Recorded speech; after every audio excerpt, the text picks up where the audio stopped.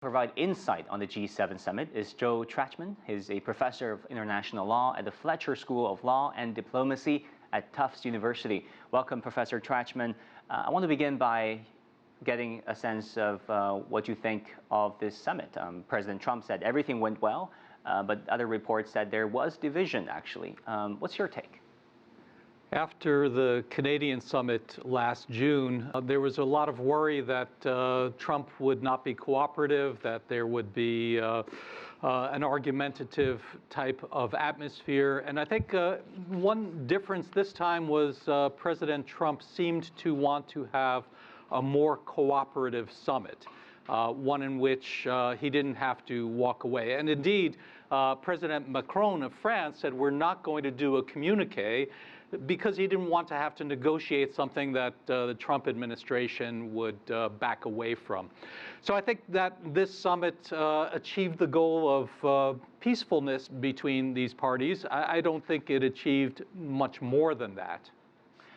And then Bloomberg News reported that U.S. officials, off the record, believe that Macron was trying to isolate Trump by focusing much of the summit on one issue President Trump is reluctant to talk about, that is climate change. What do you think?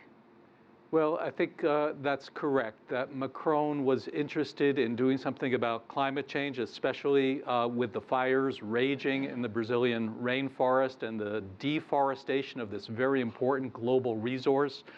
Of course, that's something that President Trump doesn't believe in. He doesn't believe in human-caused climate change. The United States policy is to avoid doing something about that.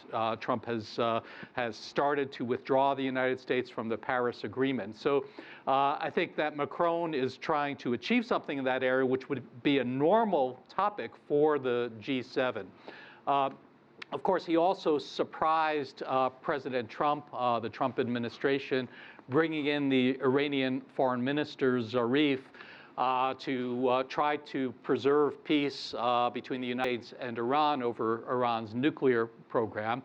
And that doesn't seem to have caused too much anger so far on the United States side, but it was a surprising move.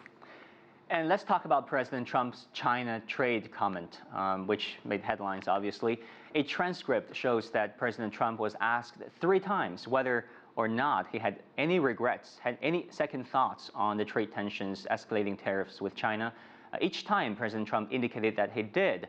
Yet hours later, his spokesperson said that President Trump was misunderstood.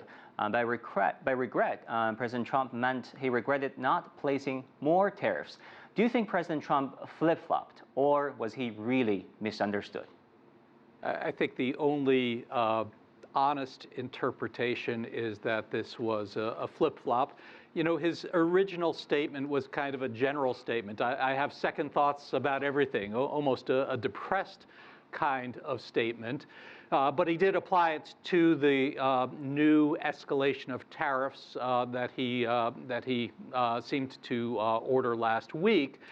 And then the White House press secretary said, no, his second thoughts were that he should have imposed a higher tariff.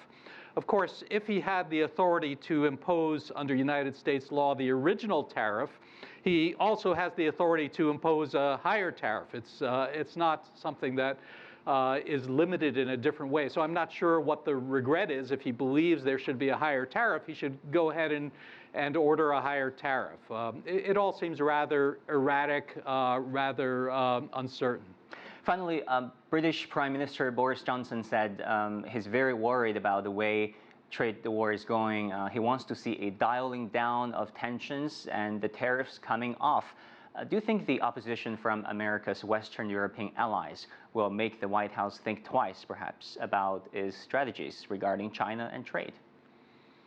Well, the United Kingdom, as it contemplates Brexit in the very near future, to rely on global trade. And if the United States is taking these actions in this trade war with China to reduce global trade, that will be bad for the United Kingdom. And all of Europe is concerned about the global recession that could be caused by this reduction of trade between the United States and China.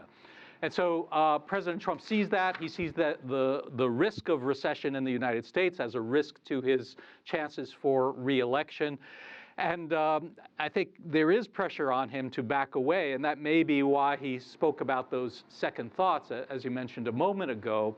But I don't see him backing down in a very direct way right away. It's possible, but I think it's rather unlikely. Professor Joel Trachtman from Tufts University, thanks so much for your insight.